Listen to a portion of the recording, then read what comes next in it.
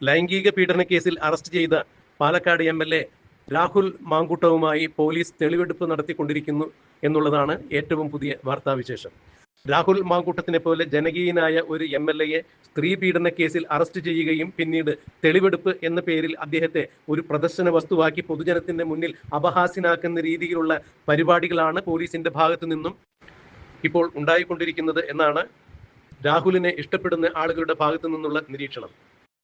വൻ തിരക്കേറിയ സമയങ്ങളിലാണ് രാഹുൽ മാങ്കൂട്ടത്തിനെ പലയിടങ്ങളിലായി തെളിവെടുപ്പിന് വേണ്ടി പോലീസ് കൊണ്ടു നടക്കുന്നത്.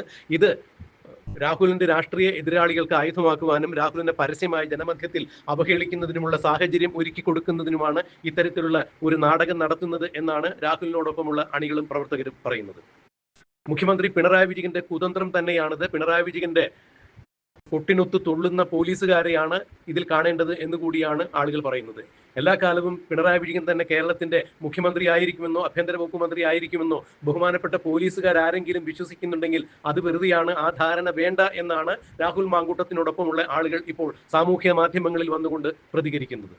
പിണറായി വിജയൻ കൊട്ടുന്ന താളത്തിന് തുള്ളുന്ന പോലീസായി മാറരുത് കേരളത്തിന്റെ ആഭ്യന്തര വകുപ്പിലെ നിയമപാലകരായ പോലീസുകാർ എന്നാണ് ജനങ്ങൾ പറയുന്നത്.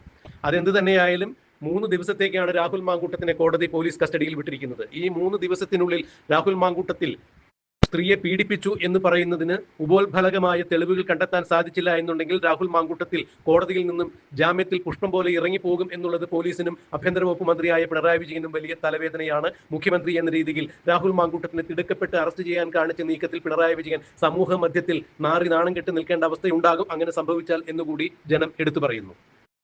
അതെന്ത് തന്നെയായാലും 15-ാം തീയതി വൈകുന്നേരത്തോടു കൂടി രാഹുൽ മാങ്കൂട്ടത്തിന്റെ കസ്റ്റഡി അവസാനിപ്പിച്ച് രാഹുൽ മാങ്കൂട്ടത്തെ കോടതിയിൽ ഹാജരാക്കേണ്ടതുണ്ട്. അതിനു മുമ്പായി കൊണ്ട് രാഹുൽ മാങ്കൂട്ടത്തിനെതിരായുള്ള അതായത് സ്ത്രീപീഡന കേസിൽ ആരോപിക്കപ്പെട്ട എല്ലാ തെളിവുകളും കണ്ടെത്തുന്നതിന് വേണ്ടിയുള്ള ശ്രമത്തിലാണ് പൂങ്കുഴലി ഓഫീസർ അടക്കമുള്ള ആളുകൾ പരക്കം പായുന്നത് എന്നാണ് മനസ്സിലാക്കാൻ കഴിയുന്നത്. ഇവിടെ എല്ലാ അന്വേഷണങ്ങൾക്കും വിലങ്ങുതടിയായി നിൽക്കുന്നത് രാഹുൽ മാങ്കൂട്ടത്തിന്റെ നിസ്സഹകരണ മനോഭാവമാണ്. അഥവാ പോലീസ് അതായത് ഉയർന്ന പോലീസ് ഉദ്യോഗസ്ഥയായ പൂങ്കുഴലി പോലും ചോദിക്കുന്ന ചോദ്യങ്ങൾക്ക് കൃത്യമായ ഉത്തരം നൽകാതെ ഒരു ചെറുപുഞ്ചിരിയിൽ മറുപടി ഒതുക്കിക്കൊണ്ട് രാഹുൽ മാങ്കൂട്ടത്തിൽ ചോദ്യം ചെയ്യലിനോട് സഹകരിക്കാതെ ഒഴിഞ്ഞു മാറുന്നു എന്നുള്ളതാണ് പോലീസിന്റെ മുന്നിൽ ഇപ്പോഴുള്ള ഏറ്റവും വലിയ വെല്ലുവിളി. അത് തന്നെയാണ് ഈ കേസിൽ അതായത് 2024 ഏപ്രിൽ 8-ാം തീയതിയാണ് തിരുവല്ലയിലെ ഒരു ഹോട്ടലിൽ വെച്ച് രാഹുൽ മാങ്കൂട്ടത്തിൽ തന്നെ പീഡിപ്പിച്ചു എന്ന് ഇപ്പോൾ അതിജീവിത പോലീസിന് പരാതി നൽകിയിരിക്കുന്നത്. അതിൽ പോലീസ് പറയുന്നത് പോലെ അല്ലെങ്കിൽ അതിജീവിത ആരോപിച്ചതുപോലുള്ള സംഭവം നടന്നു എന്നുള്ളതിന് തെളിയിക്കുന്നതിനാവശ്യമായ തെളിവുകൾ കണ്ടെത്താൻ പോലീസിനായില്ല എന്നുണ്ടെങ്കിൽ അത് ആഭ്യന്തര വകുപ്പിനും പിണറായി വിജയനും പോലീസിനും വലിയ നാണക്കേടുണ്ടാക്കും എന്ന് തന്നെയാണ് പറയപ്പെടുന്നത്. 2024 ഏപ്രിൽ 8-ാം തീയതി തിരുവല്ലയിലെ ഒരു ഹോട്ടലിൽ വെച്ച് ഇത്തരത്തിൽ ഒരു ബലാത്സംഗം നടന്നു എന്ന് പറയപ്പെടുമ്പോൾ ഇന്ന് അതിരാവിലെ തന്നെ തിരുവല്ലയിലെ ഹോട്ടലിൽ രാഹുൽ മാങ്കൂട്ടത്തെ എത്തിച്ച് തെളിവെടുപ്പ് നടത്തിയിട്ടുണ്ടായിരുന്നു. എന്നാൽ രാഹുൽ മാങ്കൂട്ടത്തിൽ അതിജീവിതയുടെ നഗ്ന ദൃശ്യങ്ങൾ ഫോണിൽ പകർത്തിയിട്ടുണ്ടായിരുന്നു. ആ ഫോണുകൾ എവിടെയാണ്, രാഹുൽ മാങ്കൂട്ടത്തിന്റെ പേഴ്സണൽ കമ്പ്യൂട്ടർ എവിടെയാണ്, ലാപ്ടോപ്പ് എവിടെയാണ് എന്നുള്ള ചോദ്യങ്ങൾക്കെല്ലാം രാഹുൽ മാങ്കൂട്ടത്തിൽ ഒരു കാരണവശാലും കൃത്യമായ മറുപടിയോ അല്ലെങ്കിൽ പോലീസിന്റെ ചോദ്യം ചെയ്യൽ നടപടികളുമായി സഹകരിക്കുന്നില്ല എന്ന് തന്നെയാണ് മനസ്സിലാക്കാൻ കഴിയുന്നത്. രാഹുൽ മാങ്കൂട്ടത്തിന്റെ ഫോണുകളോ ലാപ്ടോപ്പോ കണ്ടെത്താതെ ഇത്തരം ദൃശ്യങ്ങൾ രാഹുൽ സൂക്ഷിച്ചിട്ടുണ്ടോ അഥവാ അത്തരം ദൃശ്യങ്ങൾ പകർത്തിയ ഫോണോ അഥവാ അത് സൂക്ഷിച്ച ലാപ്ടോപ്പോ രാഹുൽ മാങ്കൂട്ടത്തിൽ നശിപ്പിച്ചിട്ടുണ്ടോ എന്നുള്ള വിവരങ്ങൾ പോലീസിന് അറിയാൻ കഴിയുന്നില്ല എന്നുള്ളതാണ് ഇതിൽ എടുത്തു പറയേണ്ട വസ്തുത.